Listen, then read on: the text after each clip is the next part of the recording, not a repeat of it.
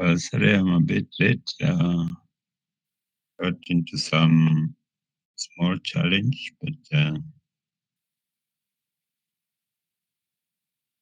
be able to cover something.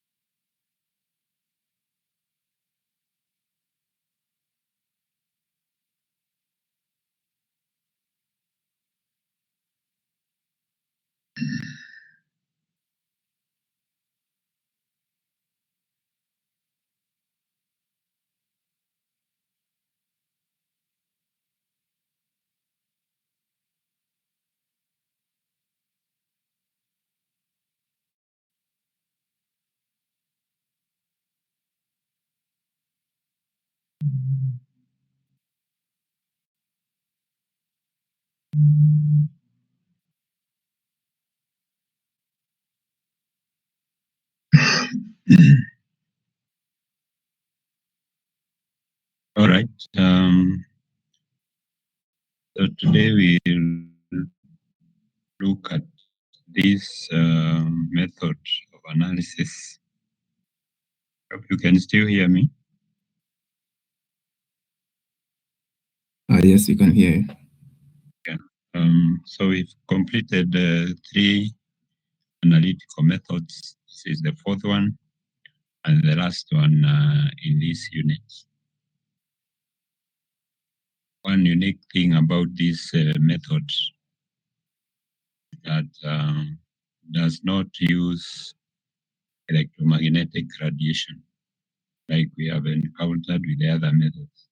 So this is what sets it apart from the others. And you'll see the actual principles, the instrumentation, and how we use it in analysis. So this is a brief outline of what we'll be covering. Looking at the instrumentation, these are the components. We shall see the principles that underpin the method, then the application and the interpretation of the spectrum that is obtained from a mass spectrometer.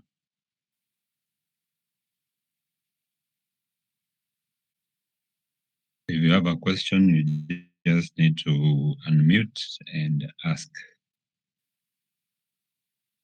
So the instrument has components that facilitate the analysis, and the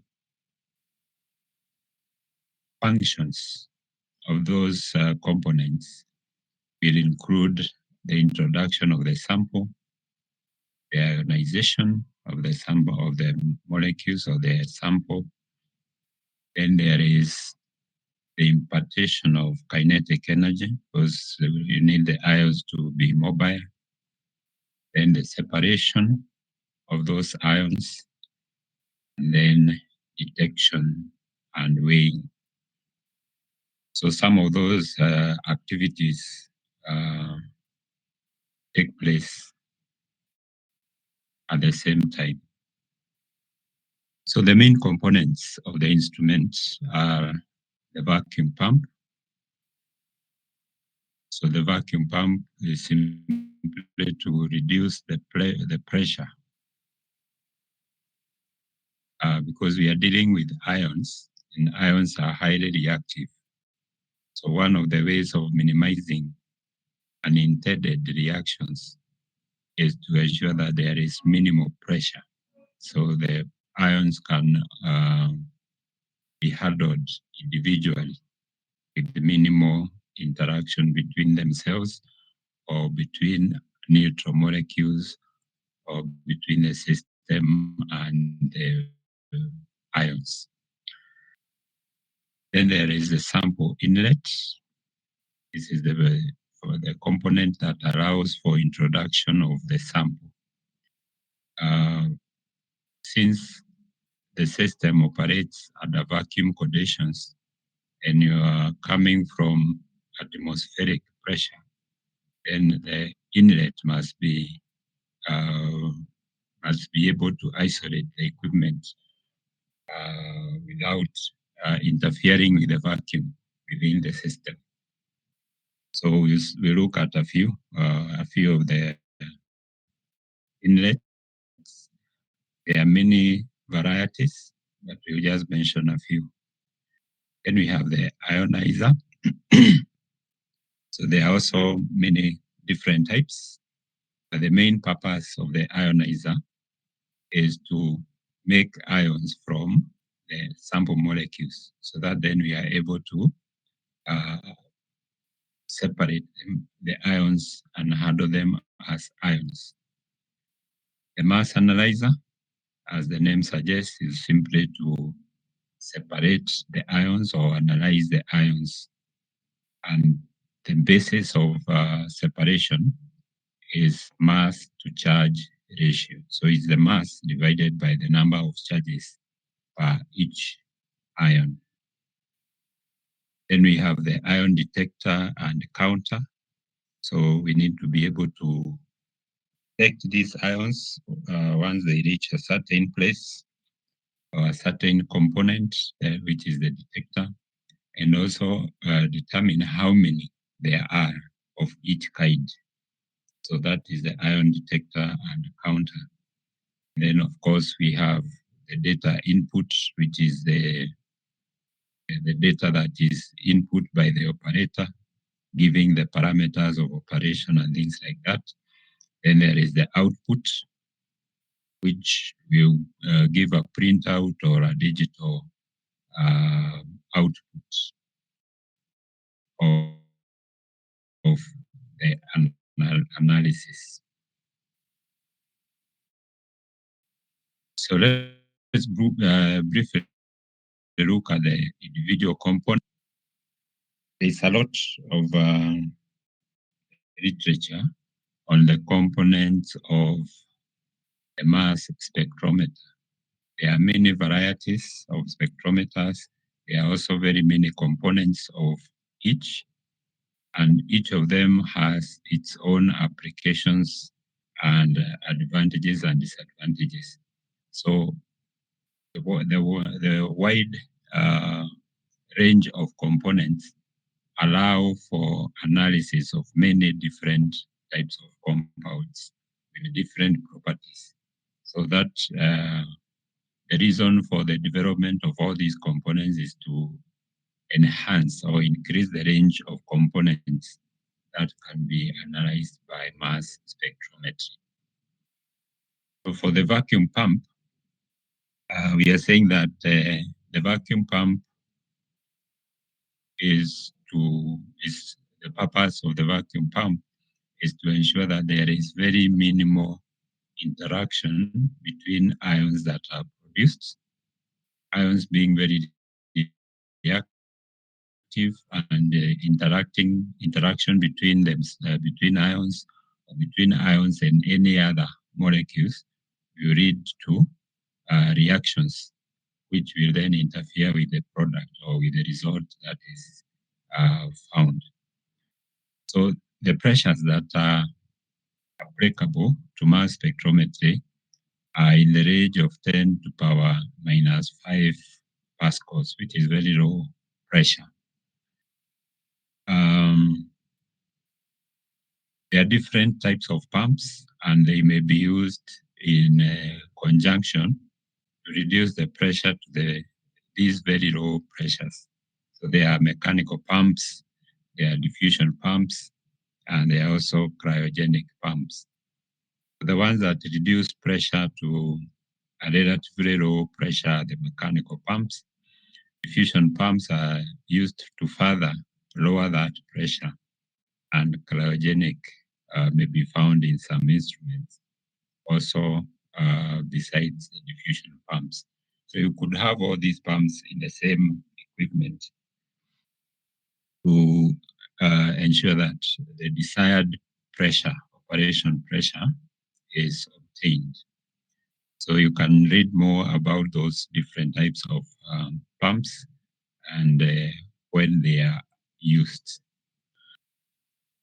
Then we have the sample inlet, and the purpose of the sample inlet is to introduce a sample into the equipment.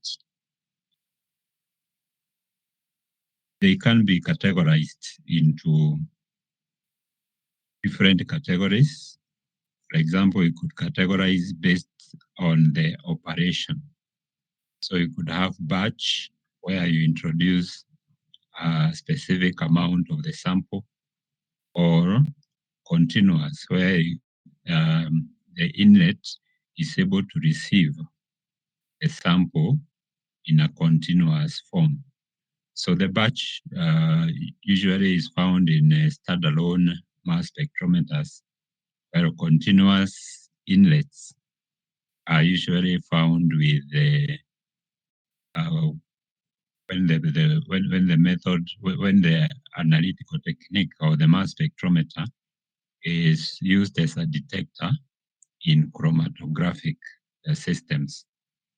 So batch, standalone equipment, continuous, where you have hyphenated techniques, which are a combination of mass spectrometer and chromatography.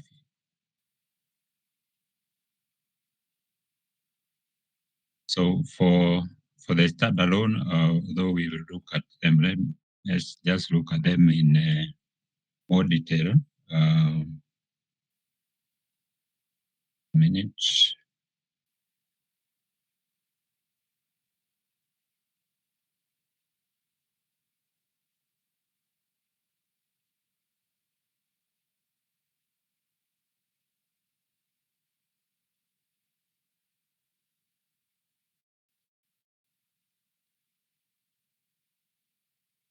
Okay. So we have different types of inlets, allowing introduction of samples with different characteristics. So for the direct vapor, that's an example of the batch inlet. Uh, this is one of the simplest inlets, and it's mainly used for samples that have a high vapor pressure. So this would be samples that are gases in under normal circumstances, or liquids or solids that are able to produce significant vapor when heated a bit. Okay, so it's also for heat stable compounds. So compounds that do not break down easily at elevated temperature.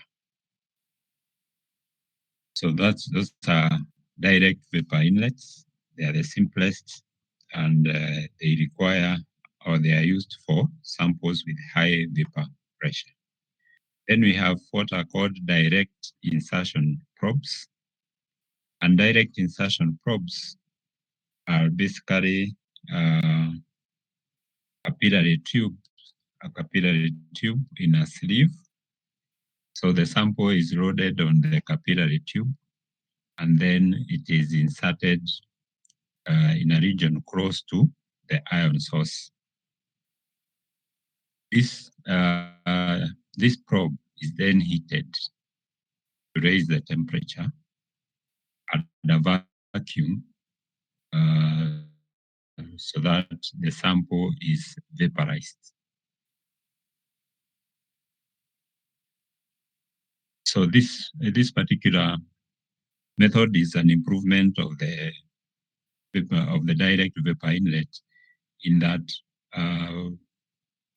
the heating, the temperature that is needed to vaporize would be much lower, because this probe is inserted in the vacuum region of the equipment. So the compound can easily, or the analyte can more easily vaporize, compared to the other method, to the direct, where the compound is generally able to produce adequate vapor pressure under normal circumstances. So the reduced pressure reduces the temperature required to vaporize the sample, and therefore can be used for compounds that are more heat unstable. Okay, so it extends the applicability of mass spectrometry. Then we have direct ionization. So in direct ionization, the ion or the analyte is directly produced from the matrix without maybe heating or things like that. So this method is more applicable with liquid chromatography. Okay, so I beg your pardon. So this direct is for large molecules which are not readily volatile, but the method is more adapted to liquid chromatography.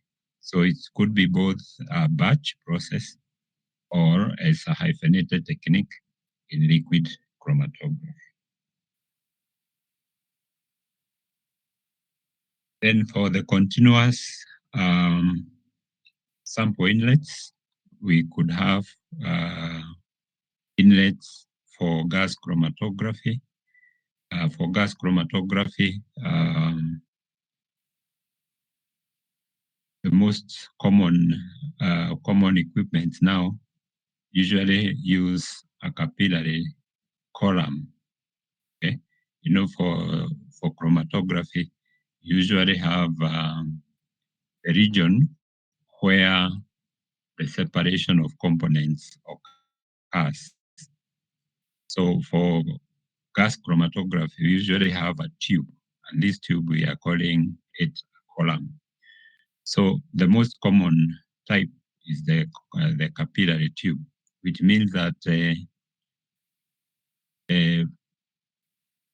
amount of material passing through this capillary tube is minimal, and the capillary tube can actually be connected directly to the mass spectrometer detector with just a minimal adaptation. However, there are other methods, other gas chromatography methods, where the column is not a capillary tube, and special adapters are required to ensure that the mobile phase, the gas that is carrying this analyte through the chromatographic system, is reduced to a minimum. So there are all those adaptations that can be used and which you can read about on your own. Similarly, for liquid chromatography, you can have different systems for reducing the mobile phase, the liquid mobile phase, which carries the analyte through the column, and then only the analyte is able to reach the mass spectrometer detector. So you can read more on the inlets, particularly for the hyphenated techniques, and see how they are adapted to the function they are intended to achieve. The other component in a mass spectrometer is the one that produces the ions, okay, which we call the ionizer. So the function of the ionizer is to produce ions from the sample, and the choice of the ionizer will affect the end result. Okay, the end result is a mass spectrum, right? So depending on the type of ionizer that is used, then the spectrum will vary. For example, you can see here we have two spectra produced from the same compound, but using different ionizers. We will see the reason for that, why the two will be different, and why one may be selected over the other. So we can categorize ionizers into two categories. We can categorize them depending on whether the ions are produced from gas phase or they are produced from liquid or semi-solid phases. So we have gas phase ionizer, or we can have desorption sources where the ions are produced directly from a matrix. Then we can also categorize them depending on the effect of the ionizer on the resulting ion. So we have hard ionization techniques and soft ionization techniques.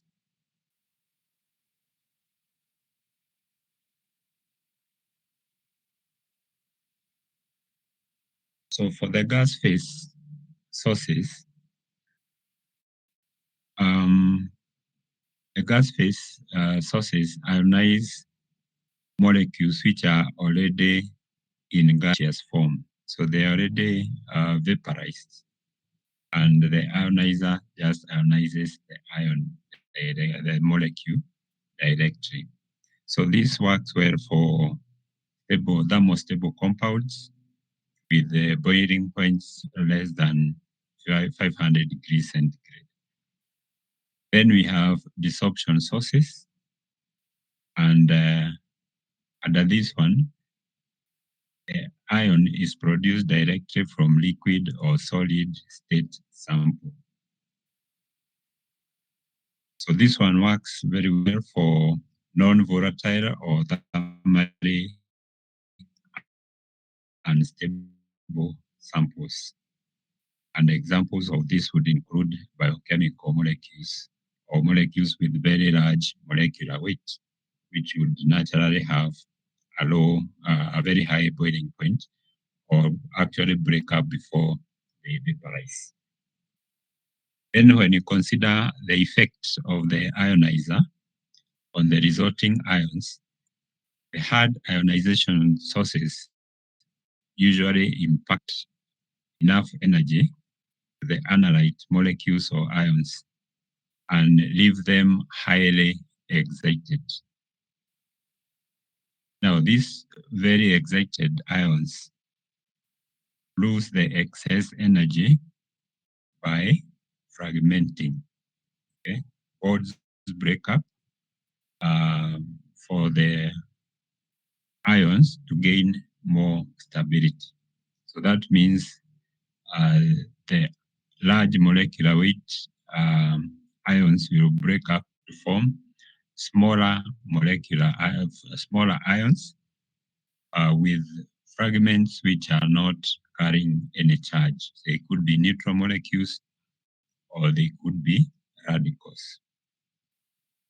So hard ionization sources therefore produce many ions of different masses from the same analyte or from the same molecule. We could go back to this slide here.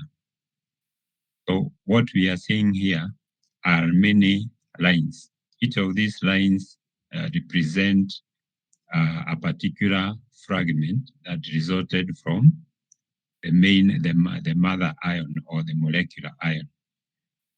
If you consider the second method, you can see that only a few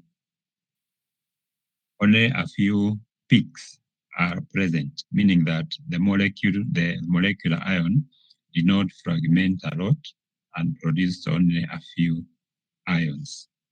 So what we are seeing or what we are trying to explain is to show that when the molecule is usually bombarded with these electrons and they lose an electron to become positively charged, this resulting ion is highly excited, is vibrating, okay, and the excess energy is lost by the breakup of the molecule of the molecular ion, producing fragment ions. So these fragment ions will then appear as a peak in the spectrum. For the soft ionization methods, this one generates molecular ions with lower energy and therefore do not fragment a lot. Usually, the spectrum obtained from a soft ionization source equipment consists of the molecular ion peak and only a few, if any, other peaks. So we are saying you can actually obtain only the molecular ion from a particular. So why would one type of ionizer be selected over another?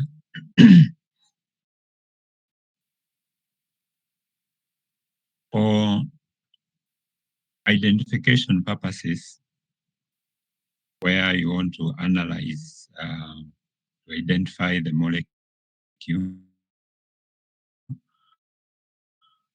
a hard ideal, because the fragmentation pattern that is obtained, that is the series of peaks that is obtained, can be used to identify the molecule. Because a molecule, usually this pattern can then be used as a fingerprint to identify a molecule. For soft ion source, it's very useful for determining an accurate molecular mass. So for large molecules, then it becomes very useful where you don't want or deny you the chance to observe the molecule, uh, the molecule, to determine the molecular mass. So a soft ionization source would be very ideal for determining the molecular mass of very large molecules like proteins, which would not be possible while using a hard ion source. So what we have here is just a table showing the type of ion source, the common equipment name, because there are many different types of equipment, and then the ionizing agent. So for gas phase, we have two examples that we have given as the ion sources. We have electron impact, which is very common, and it's a hard ionization source. The ionizing agent are energetic electrons. So this means that the molecule is bombarded with electrons of excessive energy. So, or energy that is adequate to knock off electrons from that molecule. So the ionizing agent would be energetic electrons. Then we also have chemical ionization. So the ionizing agent is reagent gaseous ions. So we look at those two equipment very briefly to see the principle that they operate on. Then we have desorption ionization. There are very many. There is a wide variety of this equipment. For example, we have electrospray ionization. The ionizing agent is a high electric field, matrix-assisted laser desorption ionization as an example. The ionizing agent is a laser. Plasma desorption, so we use fission fragments from this radioactive agent. Then we have fast atom bombardment.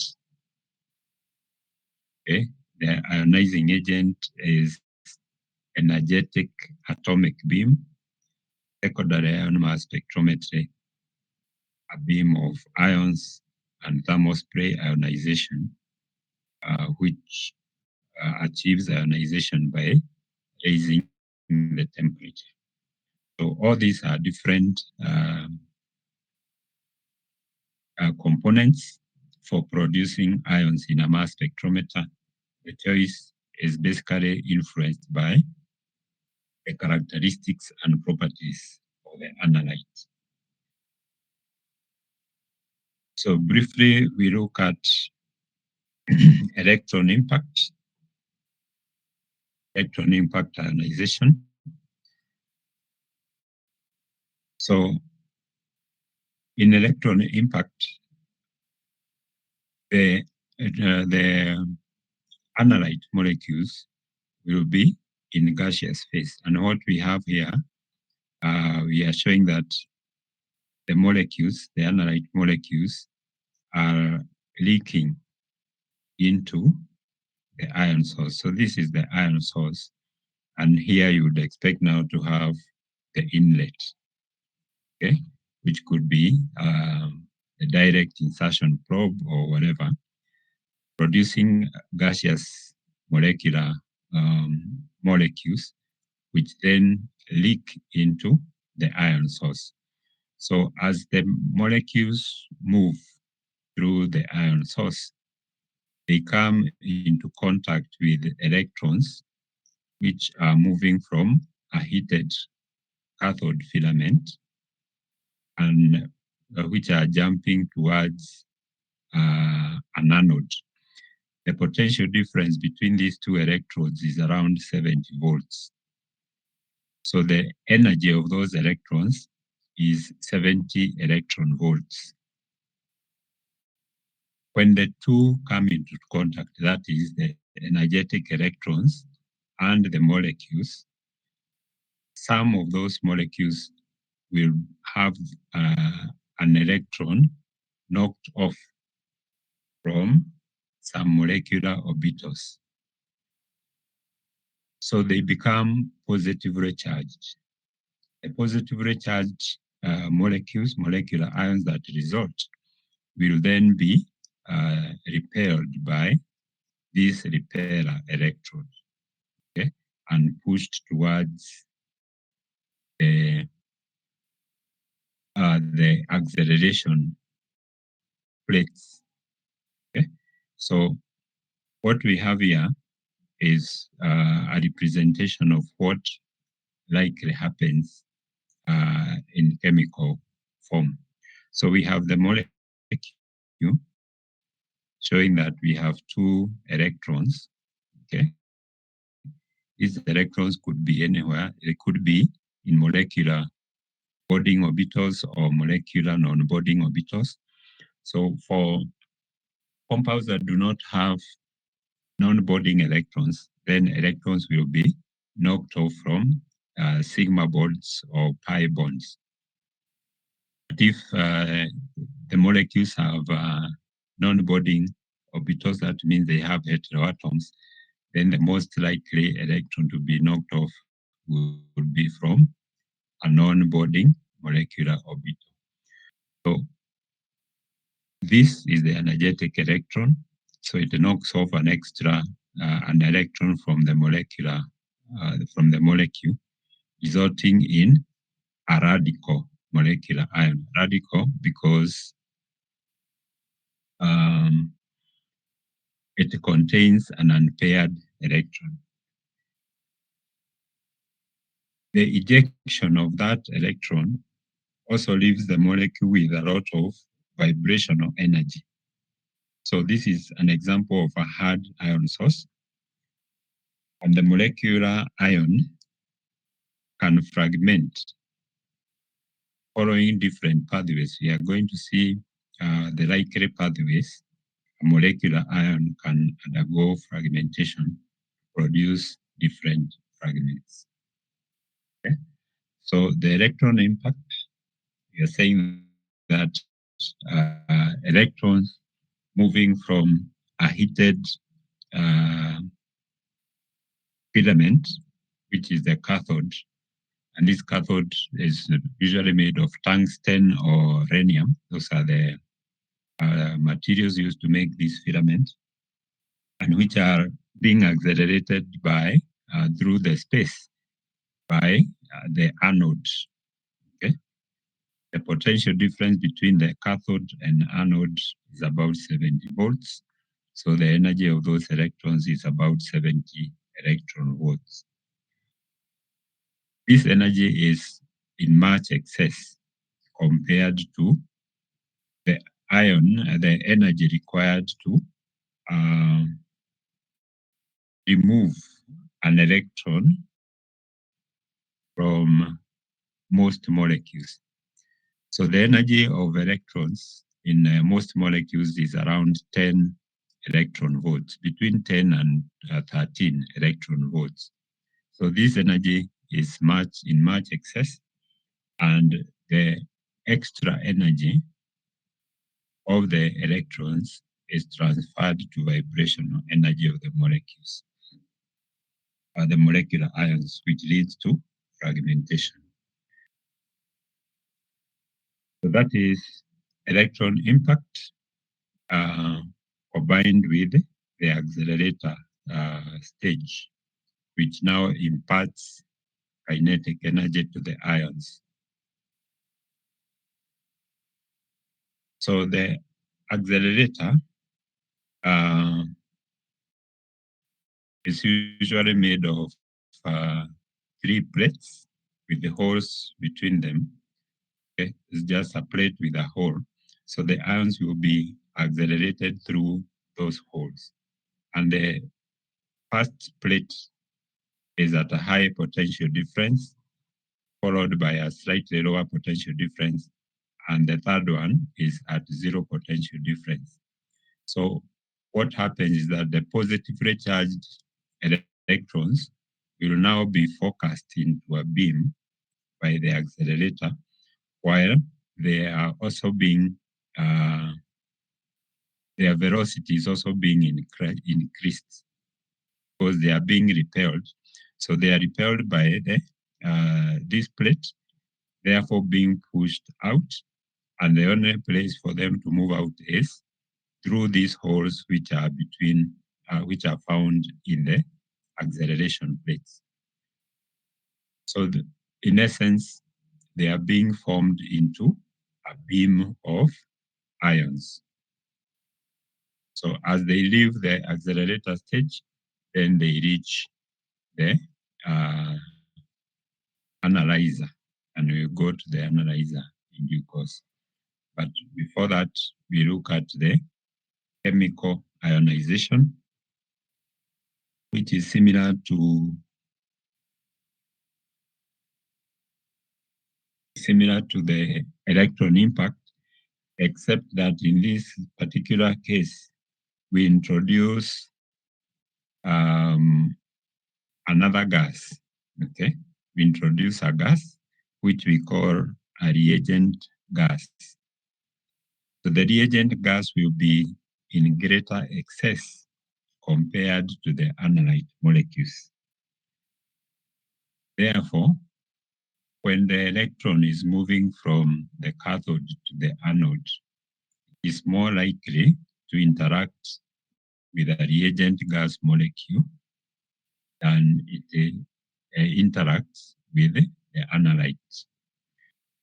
So what usually happens is that the reagent gas is the one that gets ionized directly by the electron, the energetic electron, and then that charge is transferred to the analyte molecule through many different processes. So this is just one of the ways in which a reagent gas transfers its charge to the molecule. So we have the reagent gas being ionized. The reagent gas can react with another reagent gas, forming a positively charged reagent gas, then the positively charged reagent gas can transfer a proton to the molecule. And therefore, we get what we call molecular-like ions, because this is a molecule that has now abstracted a proton from the reagent gas, becoming a molecule that has an extra hydrogen that did not have molecular ion, molecular-like ion. And the mass of this would be a molecular weight plus 1, because it has gained an extra proton. So chemical ionization does not impart a lot of vibrational energy to the molecule, and we tend to be able to observe the molecular-like ion peak when we carry out chemical ionization. Any questions so far?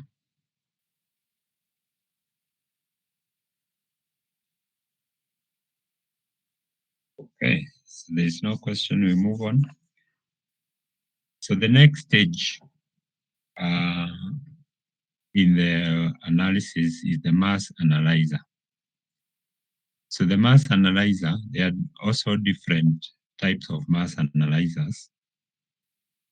They can separate ions in time. That means ions reach a certain point within the system at different times, or they can be separated in space. Okay? So meaning that you can have them going to different spaces within the equipment. So there are four main types that we can briefly mention. There are sector analyzers. So these sector analyzers are of two main types: magnetic sector analyzers, which utilize magnetic field to separate ions. We also have electrostatic analyzers, which use electrostatic charge to separate ions. Then we have dual focusing. Dual focusing consists of an electrostatic and a magnetic analyzer. So it's like a combination of the two, produce the dual focusing analyzers. Then we have quadruples, ion traps, and time of flight mass analyzers.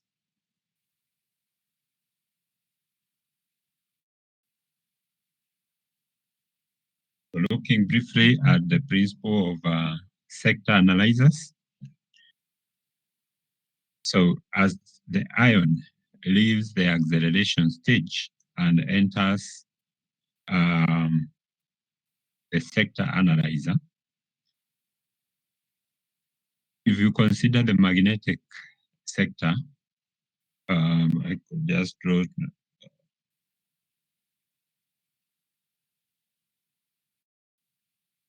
So what we have is a 3D representation.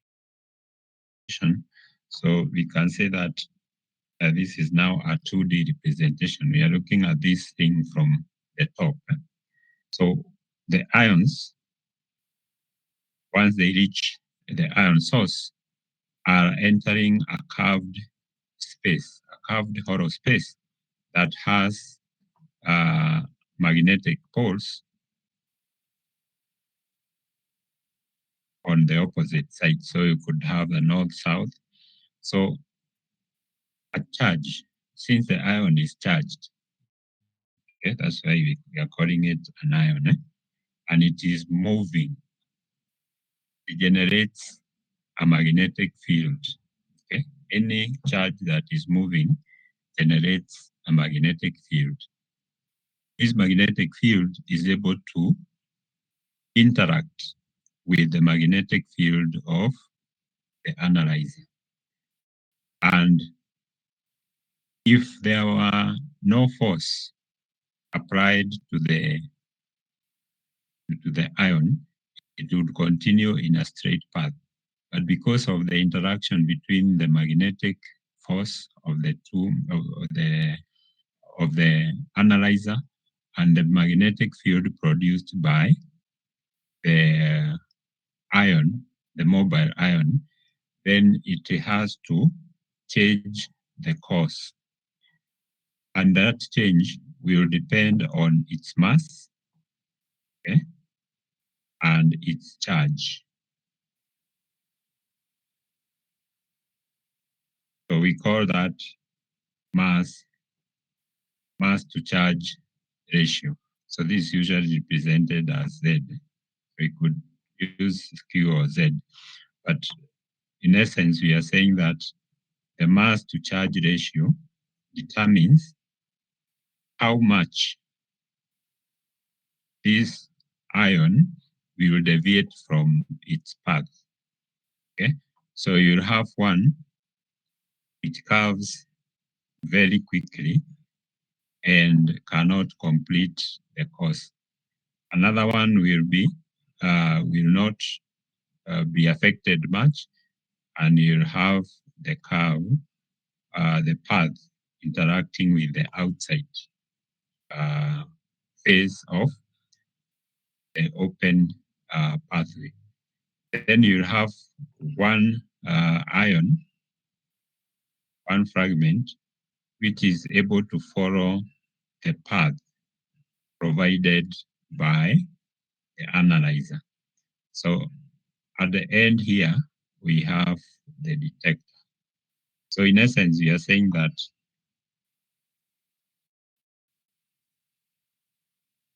looking at three different ions with different mass to charge ratio, some will hit the inside wall of the analyzer and get discharged. Some will hit the outer wall of the analyzer and get discharged. And some will be able to pass through the analyzer and reach the detector. Okay? So that is the simple principle of the sector analyzers. So there are different forces which will influence which ion reaches the detector or completes the path through the detector. So these forces are the Lorentz force, the centrifugal force, and the kinetic energy, okay, which was obtained from the acceleration stage. So those conditions, okay, or the conditions necessary to for the ion to reach the detector will be the combination of the magnetic field, okay, which is represented by B. R is the radius of curvature through the analyzer, and V is the acceleration voltage that was used. When those conditions, the combination of those conditions will determine which ion reaches the detector. And the identification of that ion will be its mass to charge ratio. So what in essence we are saying, if you have two different ions whereby the mass of one, let's say the mass of one, M1, is equal to a half, or M2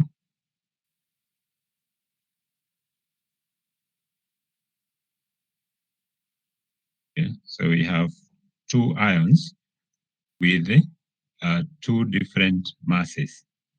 So if you have this ion having one charge and this one having two charges, okay, they will have the same MZ.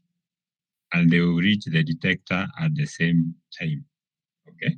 Or they'll appear like it's a single peak. So in essence, we are saying that the important thing to consider is the mass to charge ratio.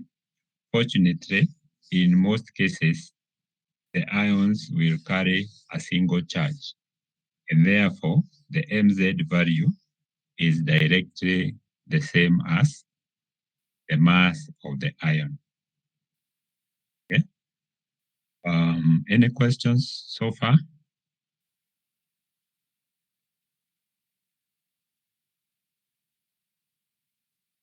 Okay. So similarly for electrostatic analyzer, the shape is the same. The difference is that these are actually charged faces, okay? And the interaction is similar, but now it's going to be an electrostatic interaction. So moving on to dual focusing. Dual focusing, we are saying that it's a combination of the electrostatic and the magnetic sector analyzers coming in series. I'm trying to look for that picture. Yes, here it is. So we have the two sector analyzers, starting with the electrostatic analyzer. And this sector analyzer, its main purpose is to focus the kinetic energies of the ions. So in essence, it removes ions which are either having very low energy or very high energy, so that you have a smaller range of kinetic energy of the electrons or of the ions which are reaching the magnetic sector. So the introduction of the electrostatic analyzer before the magnetic sector analyzer enhances resolution so that you do not have an overlap of energies. So in essence, let's say before the magnetic sector analyzer, you are getting peaks which are of that nature. Okay? But when you introduce the magnetic sector analyzer, now you get two peaks like that. Okay? Because it removes ions which had intermediate energies, and therefore you are able to get peaks which are well resolved. Okay?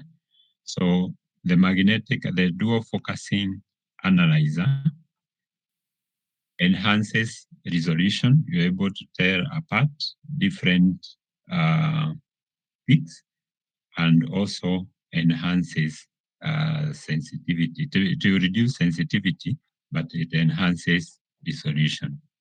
Reducing sensitivity because it is removing some ions that would have uh, increased the response.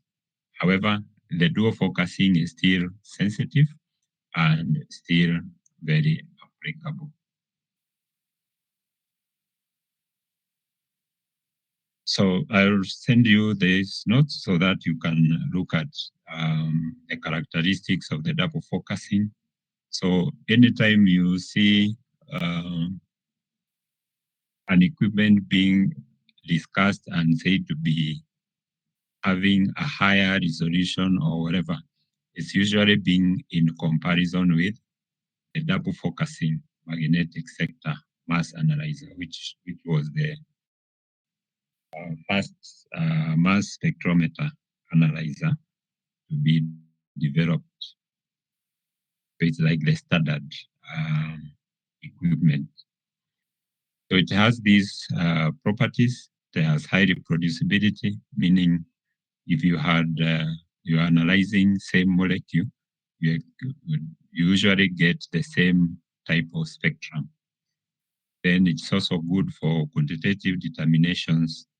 It has high resolution, sensitivity, dynamic range, meaning that you are able to analyze um, or you can get fragments with wide-ranging masses through the same run. And then you can also have it being combined with other analyzers to get what is known as tandem spectroscopy. Okay? So these are advantages, then there are disadvantages. The fact that it requires very strong magnetic fields, so that is related to cost. It requires very high vacuum, and in terms of throughput, then you get fewer samples. You can run fewer samples for methods. So these are some of the applications of the sector equipment, general mass spectrometry in determination of accurate masses and quantification.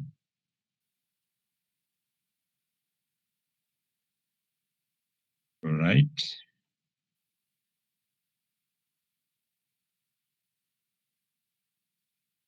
Let's look at the quadruple.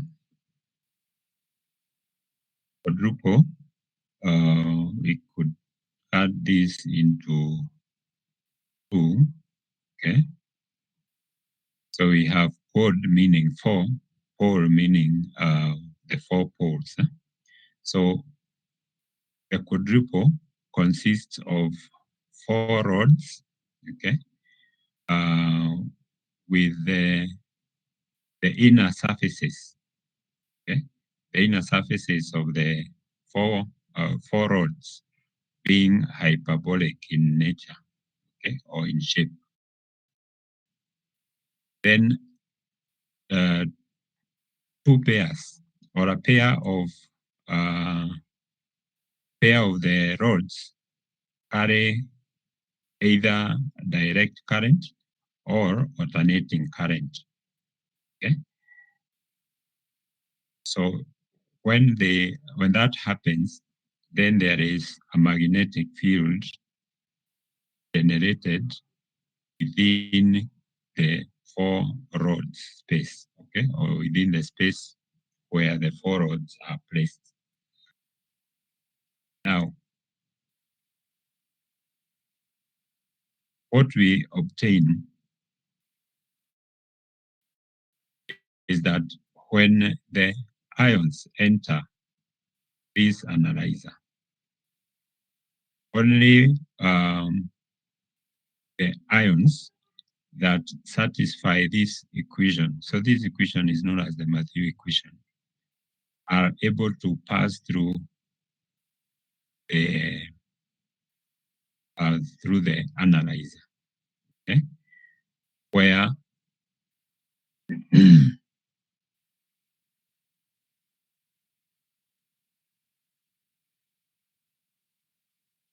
K is a constant, V is the acceleration voltage, R is the radius of the, okay? So R is the effective distance between the rods, okay? And omega is the oscillation frequency. Okay? So these are constant acceleration voltage, the voltage applied to the rods, sorry, and omega is the oscillation frequency. So any other, okay, those other ions which do not satisfy that condition, then we will not be able to pass through the analyzer. To focus, okay, to focus different ions to the detector, then we can alter any of those, okay? We could change the voltage which is applied or any of the other conditions that we can change to focus a different ion to the detector. right? So what we are saying is that each ion has specific conditions which permit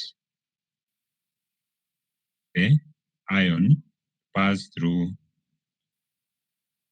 the analyzer. By changing, for example, the most common way of getting different ions to focus is by changing the frequency of the voltage which is applied. And by sampling, then we are able to get the different peaks. If you use a different ratio, because what is important is the ratio of the potential of the oscillating or the alternating and the direct. If you maintain the same direct current amount and change the frequency of the alternating current, then you can get different peaks appearing. So you just need to get the proper combination of that so that you're able to get the different peaks when using the quadruple. So the quadruple has the following features. Compared to the sector analyzer, um, a lower acceleration potential is required.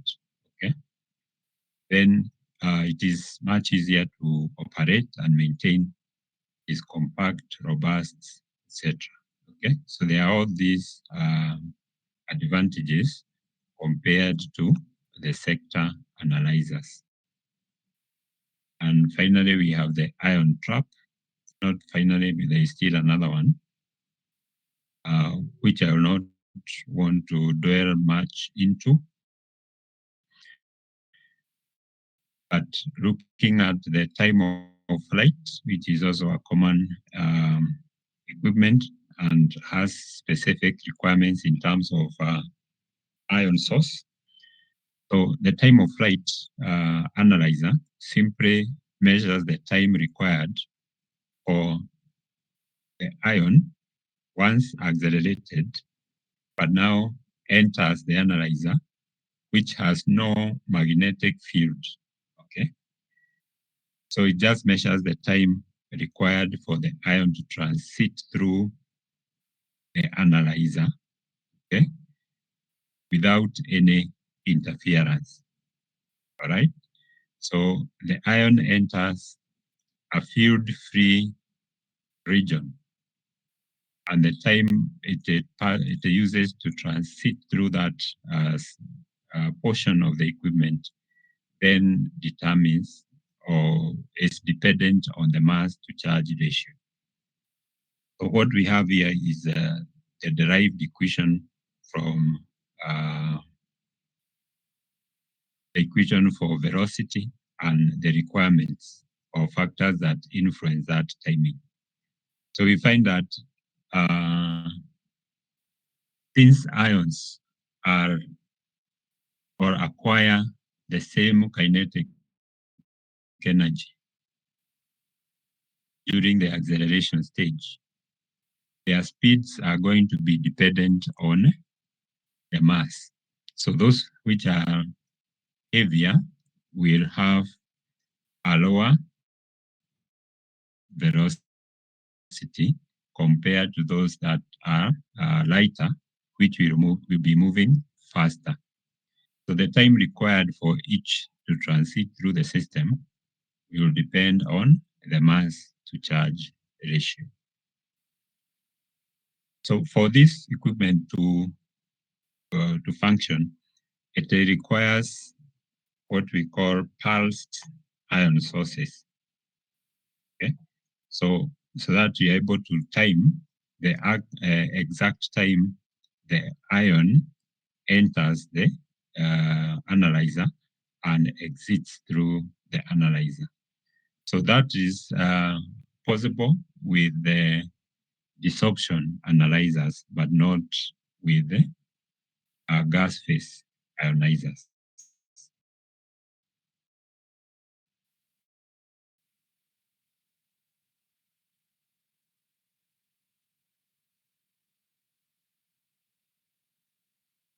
Okay.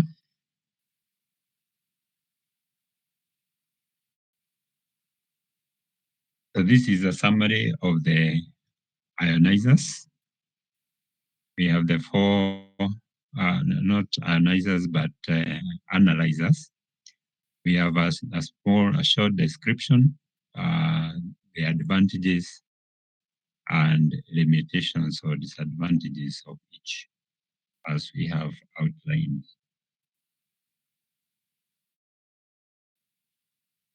Then we have detectors, mass spectrometers. The detectors convert the current of ions into a measurable signal. There are also different types with the advantages. We have the Faraday cup, we have electron multipliers, photomultiplier, conversion diodes, array detectors. All these are different types of detectors found in mass spectrometers. Looking briefly at two of them, the first one, the Faraday cup detector. So as the name suggests, it's just like a cup which is connected to, or which is grounded, okay, directly connected to the ground. So this cup is made of diodes. Okay, diodes are materials that uh, have electrons being ejected when they are hit by electrons or charged species.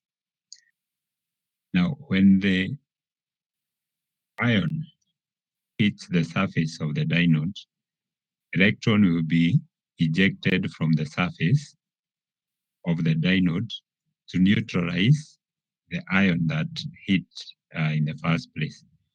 Now that leaves a positive charge on the cup, and electrons flow from the ground through a high resistance part of the detector, and that high resistance enables for generation of some current. Okay? So that the amount of current that is generated will depend on the number of ions that are reaching uh, the surface or that are hitting the surface of the diode. So the advantage with the Faraday cup is that even when having a large amount of the sample or a large amount of ions reaching the surface, is still able to measure that larger current which is produced.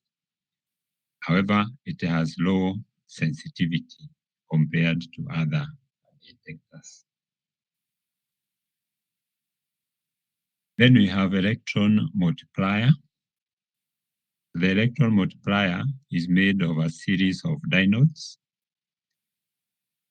Each stage of the diode produces even a larger number of ions, of electrons.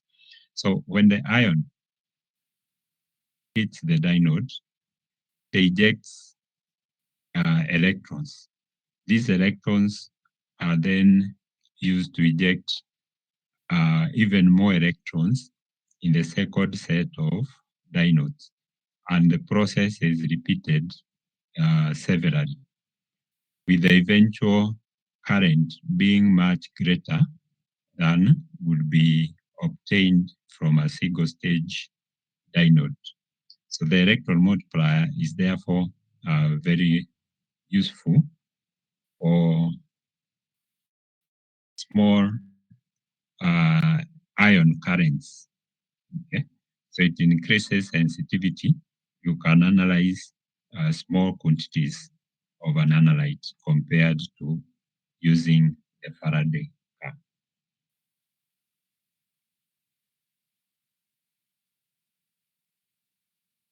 Okay, and those are the two detectors that I wanted to just highlight. You can read more widely on the other detectors and other components that we have not looked at in detail. Any questions?